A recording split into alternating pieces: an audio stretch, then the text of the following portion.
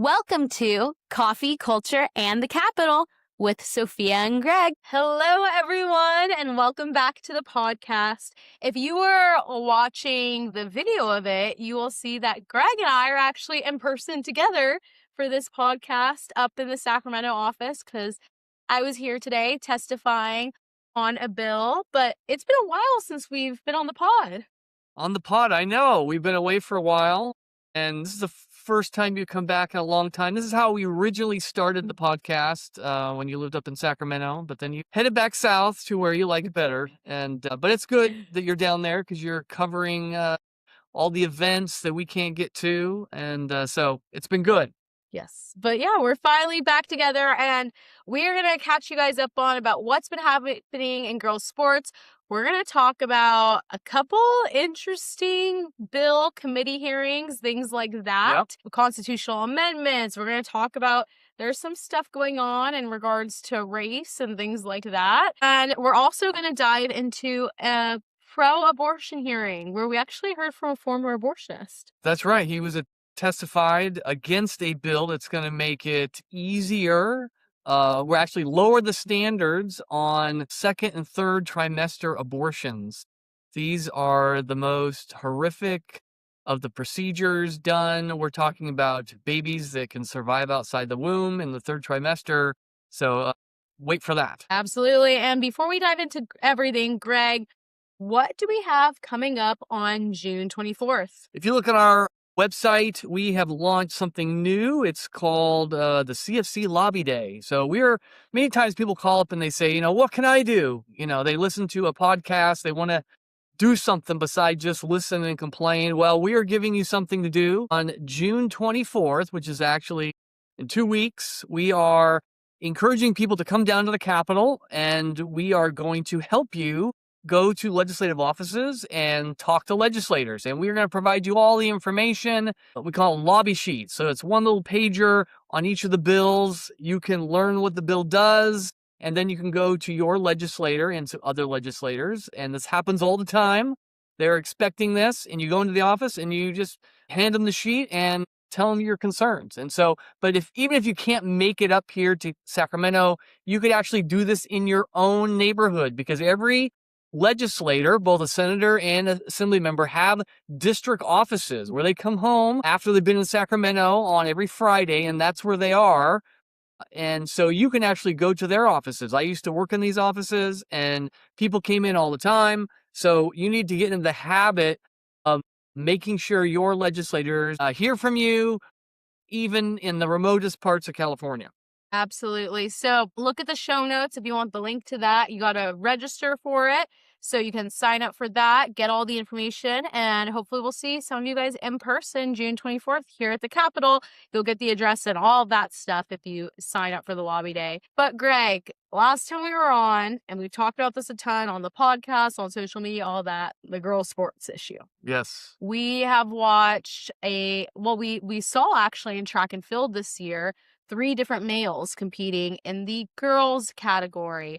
And I think a lot of people are familiar that there's been one male in there, but there's more than one male. And unfortunately, we just keep getting more and more reports about boys and girls sports across California.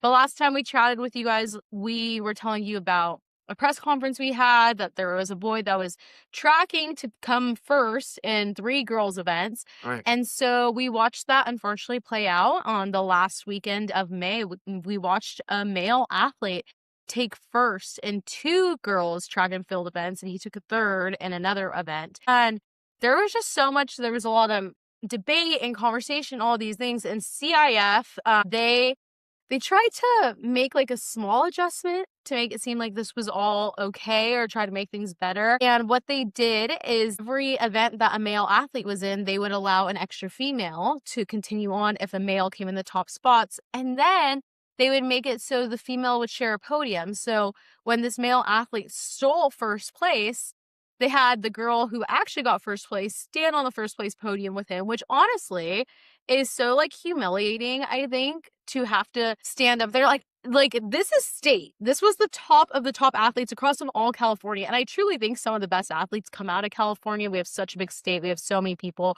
Right. We have so many, I think we have some of the best just training facilities and things like that. So imagine you're the top female athlete in one of these track and field events, and now you have to share a podium with a male, and CIF thinks that's solving things. And so it's kind of funny because the other side's mad at CIF for doing this too. Right, because it kind of goes against what they've been saying. They Mhm. say, what is a female? Well, a female is someone who feels like a female, who identifies as a female. And so these male athletes say they're females, and that's why they're being let onto the teams. And yet CIF is saying, well, not quite, right? We don't want you to take another real female spot. So if we know you're a male, but you identify as a female, then you got to share your podium spot with someone else. I mean, it makes no sense. It's trying to please everybody, and you're pleasing nobody. And, one of the great things that you did, Sophia, was hold a press conference out front of this event, and which drew national attention because, this is now a part of the governor's race. This issue has been brought up. The governor candidates who are in the lead now, and you had Mr. Hilton, who actually won his spot, number 2 spot, so he's going to be in the general election. And then Becerra has also spoke out and gave his position on girls' sports. He's for trans individuals, boys competing against girls. And then, the other candidates started speaking up too. So this is really why we do public events, is we want this to be part of the debate, folks, so that when you vote for someone, you know what you're voting for. And if you think girls should have girls-only sports, then that better be reflected in who you vote for. And now it should be, right? And so one of the great things that happened at your press conference is you had a pastor come out and just speak from a biblical perspective and a moral perspective about how wrong it is to let boys compete against girls. And so Pastor Franklin from the Fresno area, great guy. And so we just want you to be able to hear this for yourself, because it's a great example that Pastor Franklin is setting for pastors around the state. And this is a way pastors can speak up on the moral issues of the day and have a real impact on those around them. He is loving his neighbor. He is standing up for goodness and truth, which is something he is setting an example not just for other pastors, but for all of us. And so I'm like, well, let's listen. Yes, let's check it out. So let me ask you a question. If a male can become a female, then why did God create females? In the very first book of the Bible, in Genesis, in the first chapter, the 27th verse, God said, "So God created man in his own image. In the image of God created he him, male and female created he them." God created us differently. And to deny this basic truth is immoral and it's ignorant. This is not about right and left. It's about what's right and what's wrong. It's wrong for boys to compete against girls. It's not fair. It's wrong to require girls to share a locker room with a boy. It's not safe. It's wrong to re-identify a boy as a girl. It's not the truth. And when CIF creates a policy that forces a girl to share the winner's podium with a boy, that alone is an admission that there is a difference between a girl and a boy. Can't they see that? What's unclear about that? It reminds me of another scripture, Romans chapter 1, verse 22. Professing themselves to be wise, they became fools. In an article from the American College of Sports Medicine, they state, in athletic events that showcase or otherwise require aerobic capacity or muscle power, males outperform females 10 to 30%. Males have a greater lung capacity, larger hearts, more bone density, and more muscle mass. Advantages which allow them to jump higher, throw further, run and accelerate faster, and punch harder than females. To make girls compete against boys is foolish, it's wrong, it's not fair, and it's immoral. When women have to move over to allow a man to gain a win in a women's sports, women lose. They lose their personal achievement, they lose the awards they have committed their lives to accomplish, they lose their time in the spotlight as any winner it should get, and they lose the possibility for academic scholarships they need for college. Boys and girls sports is ridiculous, and you'd think our educational community could see that and would stand up for girls alone in girls sports. We stand today for what is right. We stand today for what is fair. We stand today for what is moral. We stand today with these female athletes. This is not about politics. This is about the truth. And they shall know the truth, and the truth shall set them free. Honestly, I mean, the whole speech was so good, so powerful. I mean, it's something we should see every pastor standing up and saying, every man standing up and saying. But just that first line alone, if he just walked up there and said that first line and then walked off, it would have still been like, boom, mic drop. If a man can become a woman, then why did God create women, is what he said. I mean, like, that alone, it's like, yeah, like, and it's that simple. Like, pastors, it's that simple. Right. It's that easy. It's that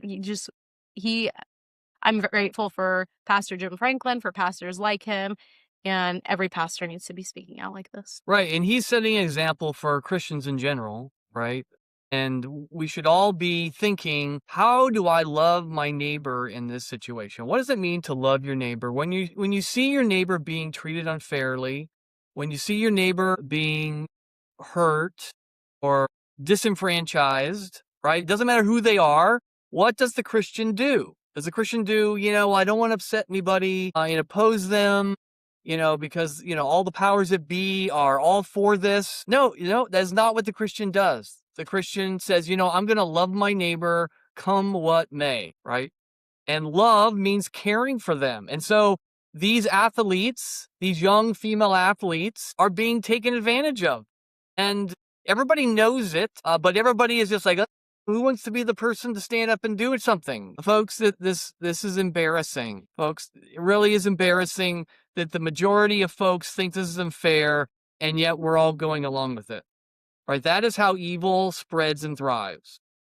Right? When we all know something is unfair and we don't want to be the one to upset the shopping cart, right? Because the most powerful people are for this, right? So, take an example from Daniel and the other Bible stories you've been reading your entire life and follow them, right? And that means standing up and saying something. The time is now, and let's stop making excuses. And what does that mean practically? Well, first it means standing up and saying something. Maybe it means going to a school board meeting. Maybe it means talking to a coach. Maybe it means organizing a rally for your young daughters, making sure they know that you're on their side on this. We have a democracy, and that means that collectively we decide ultimately what happens on this issue, right? And that means stop saying, well, this is politics, and Christians aren't supposed to be involved in politics. No, this is loving your neighbor. This is loving your neighbor. And that means you have to get involved in politics because politics is causing the problem. It's forcing this issue on every school. Every school, they can't choose to say no to this because the politicians have said, oh, you must. So, and so it's very encouraging to see a pastor stand up and say the obvious. I want to see more of that, folks. And so, anyway, That's my little speech. Yeah, I mean, it's so to get on the side of protecting girls' sports and spaces and to just say males do not belong in female spaces. It's so simple. It's not like we're taking this big whole idea and we're trying to break it down, trying to figure out what side you stand on, all these things. It's so basic. It's so common sense. And so I just want to remind and encourage all of you that if you are facing this issue firsthand, if your daughter or granddaughter or niece or a friend is facing this issue, we are here to help. So please reach out. We will come alongside you. We'll help you every step of the way, whether you want to share your story on the news, whether you want to speak out about this, if you want to do a walkout at your school, whatever it is, we are here to help. Please reach out to California Family Council and we will come alongside you all the way. But Greg, the girls' sports thing is not the only crazy thing going on, unfortunately. And we actually saw just this week a hearing at the state capitol on ACA 7. And what is going on with ACA 7? First of all, I guess people hear us always say AB and SB. And when we say AB, it's Assembly Bill, and SB, it's a Senate bill. What is this? What is an ACA? What does that mean? Well, we have we have a state constitution. It's similar to our federal constitution. And the state constitution is the most supreme law of California. And so if you put something in the state constitution, if another bill is passed that contradicts it, then it becomes illegal, right? It's a kind of an overarching constitutional government. And so ACA means a Assembly Constitutional Amendment. So the way we can change the Constitution, the state constitution, it's difficult, and the legislature can't do it by themselves. So there's two ways to do it. Either the legislature by 2/3 vote in both houses, they can vote to put a ballot initiative on the ballot, which means it ultimately be decided by the voters. So that's what ACA is. It's going through the process to change the state constitution. And so, so you think, well, what do they want to change, right? What do they want to put to the vote of the people? Now, the other way to do it is you can gather signatures, and the people themselves can, if they gather enough signatures based on, it's a percentage of who voted for governor. And I can't remember exactly the actual number, but, it's usually, 500 to 1 million signatures you got to gather to get something to be put on the ballot so that everybody votes on it. So that's the other way. So this is the easier way generally, if you can get the legislature to do it. So actually, so this ACA 7 is dealing actually with a proposition that was put on the ballot in 1996. It was Proposition 209, and it simply said that you cannot have any race or sex-based preferences in government policy, in public education, employment, and government contracting. So it more or less says no racial preferences. So no a particular race getting, a leg up on enrollment in school. You can't have a program that's just for one race. You can't advantage a certain race for public contracting or anything like that. So it's race and sex and several other characteristics. But the Black Caucus here in California really doesn't like their inability to create race-based programs for African American students. So what this particular bill does, it says, okay, we'll keep the prohibition against racial preferences in public contracting, in college admission, in hiring practices, but we want to be able to do racial segregation, racial preferences in K through 12 education, and in granting, like a grant program. So that's what this bill was about, and they're trying to explain why do certain races need to be able to have a program that's specifically for people of one race. And so, to just kind of give you a flavor, this bill it was in the Assembly, now it's in the Senate. It went through a hearing last week, it went through a hearing this week, and it got pretty testy. And in the Senate, I think the Judiciary Committee, there was a Senator Choi, who isn't generally in charge of this committee, but Senator Weiner, who is, and it wasn't the Judiciary, it was the Constitutional Amendments Committee, sorry. And he had to go to another committee hearing, and so he left the Republican in charge. And, he's a Korean immigrant, and he really doesn't like racial preferences. He wants, no one to be favored based on race.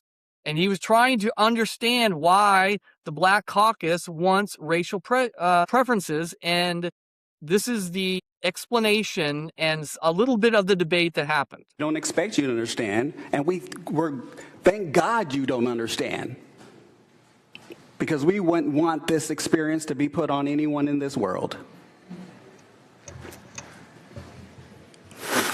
Okay, thank you for your position.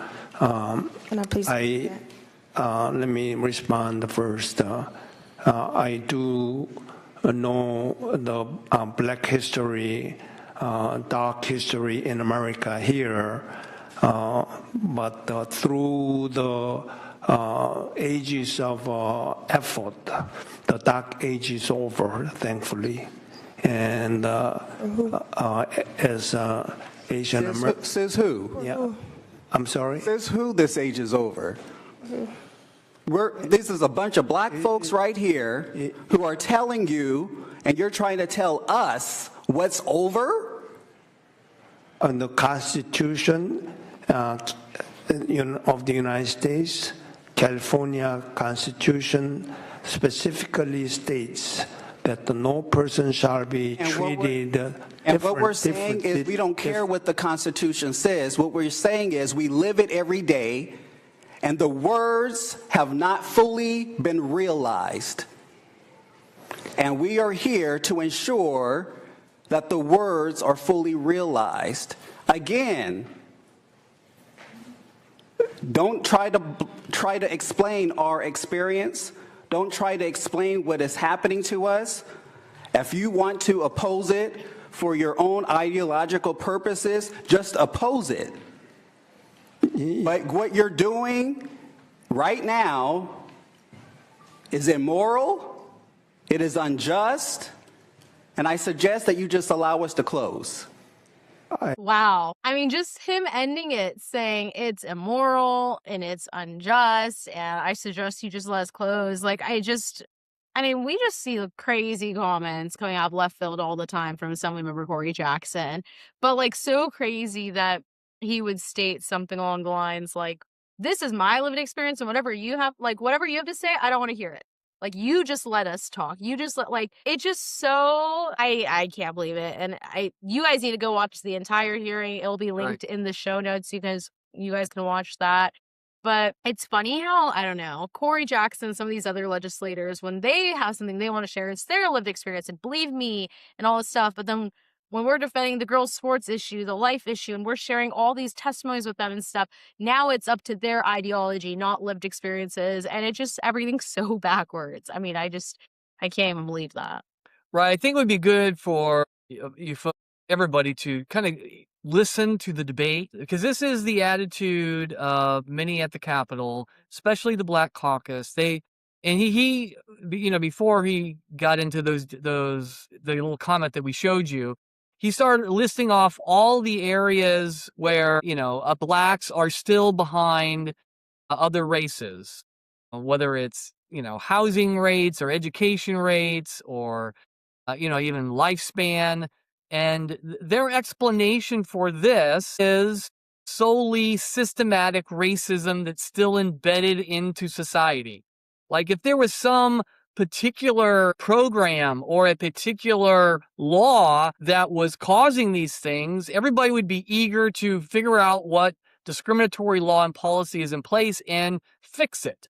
But their attitude is that the racism is so fully embedded into the American system that the only way to overcome it is reverse racism, to give special privileges to those who have, been hurt in the past. And it was particularly, he talked about slavery, right? I mean, that just, in their mind, that explains everything, right? And it was interesting, the other senator, he started explaining, well, there's lots of different racial groups that have experienced terrible things in their past, whether it's the Japanese in the internment camps or particular laws against the Chinese or, other laws that are affecting, Hispanics or Filipinos. They've all experienced some kind of hurt and harm. He says, isn't it best to make sure that everybody's treated equally? Isn't that the ultimate goal so everyone's the same? And, that is, in their mind, that will never work. For whatever reason, they've given up on equality. And the only thing that's going to help the black race is that they can get special funds that are only for people with that color pigmentation, right? And that is what they're arguing. And that's been rejected twice already by Californians. Californians don't believe that. I mean, ultimately they believe, hey, just don't favor one race over another. Treat them all the same, right? That seems to be the ultimate goal. And then after that, it's going to take hard work and ingenuity and whatever else it always takes to succeed at something. And, there's a variety, tons of various things that determine whether somebody succeeds or not. And all those things need to be looked at, not just this one thing. Like, if we only had government policies that favored us, then we would thrive. And that's just, I don't see that. That's not true. Yeah, absolutely not. And so unfortunately, that did pass through the Senate Elections and Constitutional Amendments Committee. It had 4 yes votes, 1 no vote. And so we're going to see that pop up in the Senate Appropriations Committee. Then if it passes there, we'll see it at the Senate floor. But Greg, is this something that would then go to the governor's desk? Will it end up on the ballot in November? No, the governor has Disney was completely uninvolved with this. It's the legislatures of both sides. If they get 2/3 vote, which is obviously more than a majority, they can have it placed on the ballot. And so I think another thing is they amended this constitutional amendment so it wouldn't go on the ballot to 2028. So it would be the next presidential election. So anyway, that's where it is. All right. And then we had another hearing that we were watching this week at the Capitol, AB 3. This is a pro-abortion bill. And so, as we mentioned in the beginning of the podcast, we actually had a former doctor who used to be involved in abortions, now pro-life doctor. And then we had another OB nurse who does a lot in regards to pregnancies. They both testified in opposition to AB 1973, just not even necessarily. If you listen to their testimonies, and we'll show you guys some clips, we're going to link most of their testimony wasn't even necessarily a pro-life versus pro-abortion debate. It was talking about how this is medically harmful to pass AB 1973 through. So, Greg, what do we have going on with AB 1973? Right. This particular bill is a bill that would allow nurse practitioners, certified nurse midwives, and physician assistants to perform second and third trimester abortions. Right. So there's only 3 trimesters. So we're talking second, third. We're talking fully formed babies, into the third trimester. These babies can live outside of the womb after, I think, 21, 23 weeks, right? And there is abortions happening, and they, for whatever reason, they don't have enough abortion doctors willing to do this in especially areas where, you don't have big populations. And so in order to get these services more available to more people, they got to lower the standards, right? And let a nurse do it. And so that's what this is about. But and so we could have, we've been making this is awful, it's going to harm the child, like second, third trimester abortions are the most unpopular abortions. Even in California, people are uncomfortable. They know something's wrong here when we're killing children who can survive outside the womb. But, we knew that wasn't going to persuade, sadly, any of our legislators. So we simply stuck to, hey, this is unsafe for women.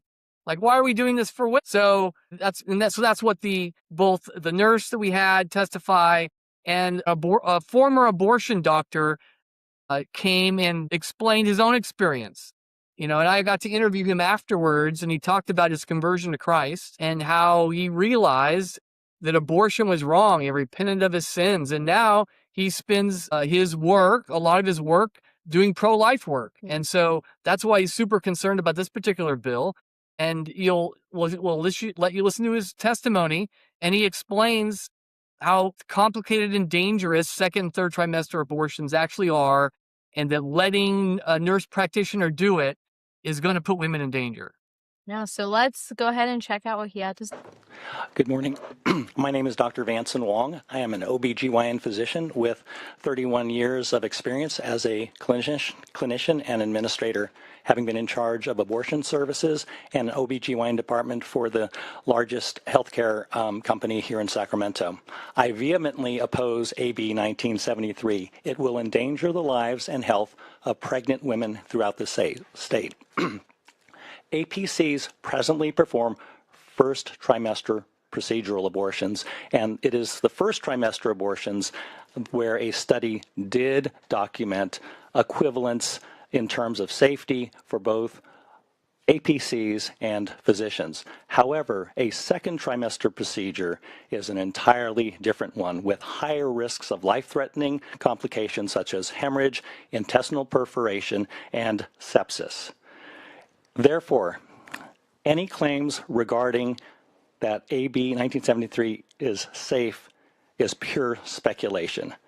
The qualifications and training of APCs in this bill are vague and lax.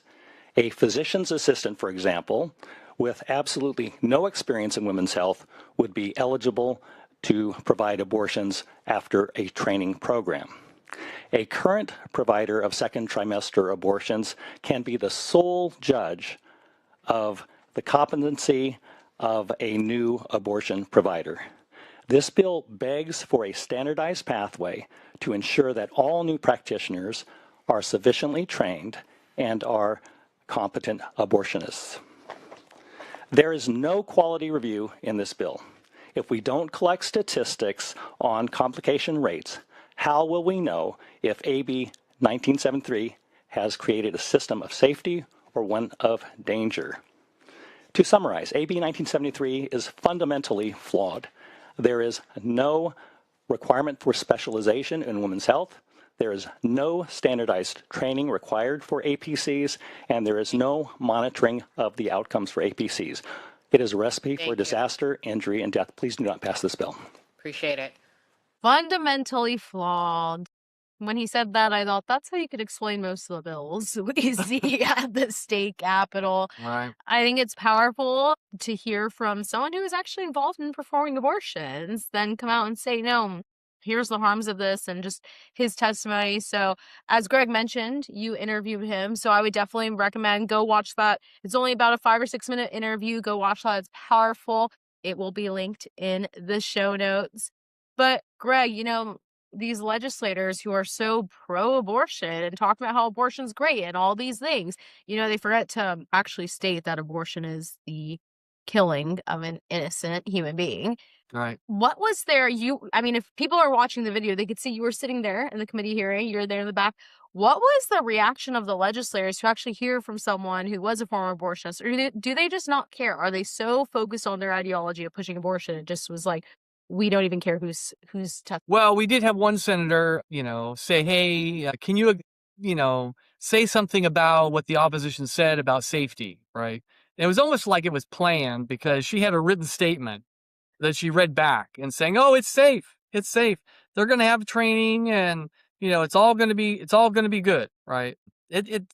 It's a strange thing with abortion. It really is like the typical caution you might have with another procedure. When it comes to abortion, the worst thing ever is for someone not to have the abortion they want to have, right? That is the danger.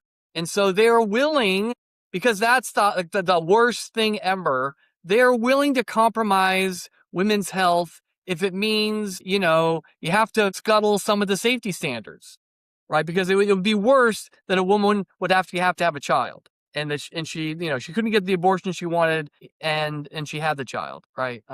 And so that's what seems to be happening there.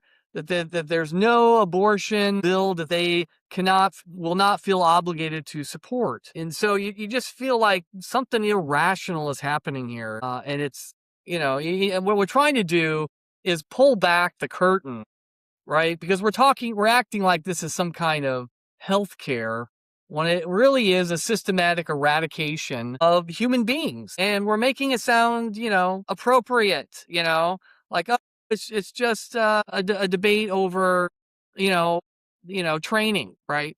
Training to do what? Like, how many people in California really realize that California is doing late-term abortions? I mean, a lot of time when that comes up in debates, they go, oh, that is not really happening, right? We're not really doing that many late-term abortions. But no, folks, we are. And we're paying for them, and we're protecting them. And, it's another thing where people are uncomfortable with it, but they close their eyes and they don't want to hear about it. So part of the reason we keep going to these hearings, even though, we know we're outnumbered, we know we're probably going to lose, but we know that speaking up is what Christians do when someone is being harmed, right? You don't sit in silence and watch your neighbor be slaughtered and say nothing. That is an embarrassment to God. It's an embarrassment. It is not godly. It's like we're supposed to represent Christ, and when we say nothing, we're actually saying, Christ doesn't really care that we kill babies. And so, and I know that's kind of harsh to say, but folks, it's so easy to grow comfortable with evil. It's just, it seeps in, and all of a sudden it's normal, and it's, and when you have sweet little legislators talking about love and care, that's the worst kind of evil there is, right? So anyway. Well, and unfortunately, AB 1973 did pass through the Senate Business Professions and Economic Development Committee, right, with 7 yes votes, 3 no votes, and 1 no vote received. So it is going to be re-referred to the Committee on Appropriations, but right, we're going to need you guys all to be calling your assembly members, right, as we do expect this to hit the assembly floor. And I just want to read a tweet about this from one of our friends, John Girardi. He's an attorney. He also runs the Right to Life of Central California. He said about the testimony you guys all just heard, abortion providers find it so difficult to find actual doctors to do their dirty work that they have to find non-doctors who can do more and more complex abortion procedures. It is the triumph of access over safety. Exactly what you were just saying, Greg. I know you haven't seen that tweet yet, but that lines up, like we were saying, they care more about this access and, oh, a woman needs to have this, and more about a woman being able to kill her child than what abortion actually is and the safety of the woman. So I just think Jean already put it great right there as well. But, you know, these two bills, the girls' force thing, that is not the only thing happening at the Capitol, the only thing we're tracking at California Family Council. There is so much going on all the time. We want to keep you guys informed, up to date. We want to make sure you guys know how to call your legislators, how to get involved, share things on social media, all of that. So if you do not get our weekly newsletter once a week in your email, will get the lay of the land about what's happening in California, what we're watching, our blog updates, etc. Head to californiafamily.org and sign up for the newsletter. That link to sign up will also be in the show notes. Make sure you come to our lobby day on June 24th if you're able to in person. If not, go lobby to your district office. We're going to be talking more about that and sharing more about that over social media, emails, etc. And then just a reminder, at California Family Council, we are a nonprofit. That's right. We're funded fully by donations alone. So please be praying for us and with us.